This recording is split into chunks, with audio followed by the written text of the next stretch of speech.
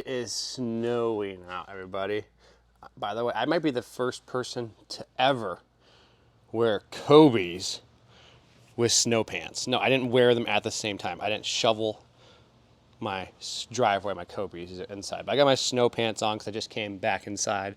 And I was like, I need to get my video done, but I got to clear my driveway off first. So I get this set up. We'll talk about January 11th, training day. This is a fun day. But before I talk about that, I'm freezing still.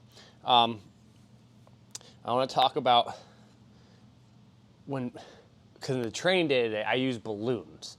And I want to preface this because people are going to ask. I know they're going to ask, and I want to mention it off the bat. The balloon, just because it's fun, doesn't mean it's a game. It can still be a drill, and it can still be intense, and it can still be a training stimulus and be fun.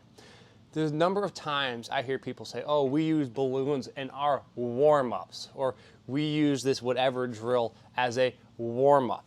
Drives me crazy because anytime I jump or run as fast as I can, that's not a warm-up. That is a training stimulus. So just because it's fun doesn't mean it's a warm-up. It can be the drill itself. So I'll talk about those drills in a second as I pull up my notebook. But just don't be so silly, man. I don't get why people say, oh, it's a great warm-up. No, I'm jumping as high as I can. It's a heck of a lot more than a warm-up. It was a kind of an interesting day because I knew it was going to snow, and I thought the gym would be closed. And so I ended up combining 2.5 workouts or workout and a half together. Went pretty well, but I started off with some movement prep. And when I do my movement prep, I love hops and skips and rhythmic things. If you have headphones on, put headphones on. Dance to music. Dance. I know it sounds crazy.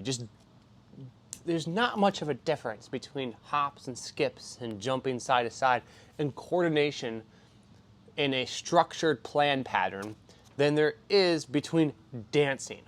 Dancing is where you rhythmically move to somewhat coordinated structured pattern to an external rhythm. That is the music. But dancing's not cool because it's someone's dancing in the gym. I'd rather do hops and skips and I much prefer dancing. Unfortunately, there's not any music there. I don't like headphones. In the past with some of my athletes, I have had music. We have danced for a warm-up. No, we're not just doing the Cupid Shuffle or the Grapevine, which, by the way, it's a great warm-up if you wanted to. You can rhythmically dance. Well, all dancing is rhythmic. You can athletically dance. You get what I'm trying to say. Hops, skips, just a variety of movements to get warmed up. And once I got warmed up, then I wanted a bench press. I know it sounds weird. I did a lower body warm-up, and it got me breaking a sweat. It was warm in there. And I wanted a bench press because I thought it was mainly going to be an upper body day, but I thought the gym was going to be closed. I wanted a bench press. I went into doubles at 305, which is really good for me. I'm very happy with it. It was actually towards the last sets I started to move the bar better. But a big takeaway for friends involved here is that when you bench press, the most underrated aspect of the bench press is your setup and your on-racking of the bench press. You can lose or gain 20 pounds just based on how you on-rack it. I missed one of my sets. I only did one rep because the second rep I knew I wasn't going to get because I on-racked it poorly. When I on-racked it, I got out of position a little bit. When I pressed it, I basically on-racked it and I was too close to the catches. So I pressed it, and I knew if I pressed it again, there's a possibility of hitting it. So I had a poor on-racking. A poor setup, sometimes you lose your position on the bench. I actually like to get really tense if I'm on-racking it myself, almost in a semi-hip bridge position. I don't want to have to on-rack it and then get tense. I find the other way around makes it much safer, much easier to lift. I'm way more structurally, I'm my tensegrity, my entire body's tension's way better when I do it like that. Far more beneficial. So I did my bench press, and there's some debate, does bench pressing help you neurologically before you sprint or do jumping? I didn't do it for that, man. I just did it to try and get a jacked chest. That simple. After that, I went back to my lower body workout because, again, mixing my days together. And I did this single leg series where I did a single leg pop lunge. That's that step lunge where I step, I hit the front foot on the ground, and mentally I'm thinking about contacting the ground and driving right back up quickly and rapidly, almost pushing the ground away from me. It's not a traditional lunge. In a traditional lunge, you hit and you kind of sink into your glutes and it's a slow movement. No, I want this to be boom, quick, pop. That's not even an adjective. I want this to be something that's explosive, something that mimics plyometric-like movement. Then I do my med ball throws. So again, that same pattern. If I did the lunge, you could think about that as more eccentric emphasis. The med ball throw is a little bit more concentric emphasis. Again, driving my extension pattern through my hips. And then I messed around with some split squat jumps. I was debating about adding these into the athlete teams. I want to try them. I did some with a barbell where I do it's called like a Russian jump, I think they call that, or a sprinter jump. I'm in a lunge position and I switch feet, and I switch feet, and I switch feet, and I switch feet, but there's a barbell on my back. Just working on relaxing and then contracting rapidly when you hit the ground.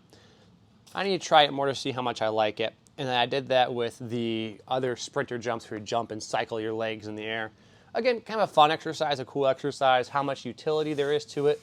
Not totally sure, but at the end of the day, you're jumping as high as you can. You're trying to move your body pretty fast, so you're going to get somewhat of an adaptation. Went on to the court after this. I got a new pair of shoes, by the way. I got the LeBron NXX Next Gen, so NXXT Gen. I had the other 20s, and I didn't like them that much. The top was too low, my yellow ones. I call them the mac and cheese ones. These are mid-tops. I miss good mid-top shoes. My favorite basketball shoe, I really like the Hyperdunk with the Flywire in it. Now, they used to tear a lot, but as a shoe, that might be my favorite shoe. It almost felt like a Kobe in the sole of it, where you have a lower setting to the ground, some good traction. But then it had the mid-foot kind of structure of the old Huarache 2K4. Am I dating myself? A little higher mid-top Huarache structure, which I really like. Favorite shoe, I think. And then I did the ball handling acceleration series. Dribbling the ball, trying to sprint into an acceleration because I dribble the basketballs. That is balloon ball handling. This is pretty cool. So I'm dribbling a basketball and I tap the balloon up in the air. And when I tap the balloon, you can do a movement, a move. So like between the legs, cross behind the back. But you gotta do it fast enough to get the balloon back again. And what happens is it actually forces you to keep your eyes up and on an external stimulus. If I typically do ball handling by myself, I'm sitting there and I'll kind of look towards the ground or look off to, just 10 feet in front of me. Versus I have a balloon, my focus has changed totally, which makes it a little more transferable maybe to that of sport because you're not just staring at the ground doing your movement. But then we get into the fun. So I did balloon jumps. This is literally where you hit the balloon and you just jump up as high as you can and try and hit it. And you repeat over and over again. I've done this with youth athletes. I've done this with professional athletes, and time again, you get two things. One, you forget to count sets and reps because you're so engaged with it. And number two is, like I mentioned there, is you're so engaged and you're having fun, but you're trying really hard to jump as high as you can. Now, what's cool about this is you don't actually know how high the balloon is. And so you're not worried about, oh, did I jump 10 feet or did I not jump 10 feet? The number of times I've had athletes do this who go and hit the balloon, and then they look at the rim, they go, oh my gosh, the hoop looks so low. Why? Because the balloon's probably well above 10 feet. And you're not just jumping to 10 feet, right? If you have a hoop and you already jump high, I'm not gonna jump above the hoop, I'm just jumping to 10 feet. But if I have a balloon, it's not constrained by the height of the hoop. It can go above 10 feet, and now I'm jumping after that balloon, and so 10 feet looks way lower. And this is something I need to add back into my training. I forgot how fun it was. I forgot how demanding it was. I forgot how enjoyable it was. It's a little bit regretful I haven't done it more. Now, there are reasons why I haven't done it is because it's a low velocity movement. It's much more difficult to do this at a high velocity by yourself. If you're with a partner, you can have your partner hit it up and then you can run and get it so you can get the approach speeds. When you're by yourself, you're kind of constrained within a 15-foot radius. So it is a smaller approach speed. So I did that, and then I did the balloon change of direction work. And this is fun because this is the same concept. Hit a balloon, run back, touch something. You can do this with 2 balloons, or you can do it with a stationary object. So I touch the volleyball like pole and go back and get it. What's nice is when I hit the balloon, I don't know where it is. So I run and hit the volleyball stand, and I turn around and go, oh, I gotta find the balloon. I gotta relocate it visually. I sprint after with high speeds. I get in these great change of direction positions. It's fun, it's competitive, it's variable. It is an awesome form of conditioning, and something I think it's one of the best forms of conditioning you can do. That's just my bias. Try it out, it's fun. I try and do 30 seconds-ish. You can put a timer on your phone if you'd like. You can do a number of times. You'd hit the balloon, but you gotta challenge yourself. Don't just do it 5 feet away. Try and extend the balloon out in some distance. After all that, I went back upstairs and I finished my upper body workout because I just had some chest press I wanted to do to failure. It's supposed to be floor press, but there's this really cool chest press machine upstairs.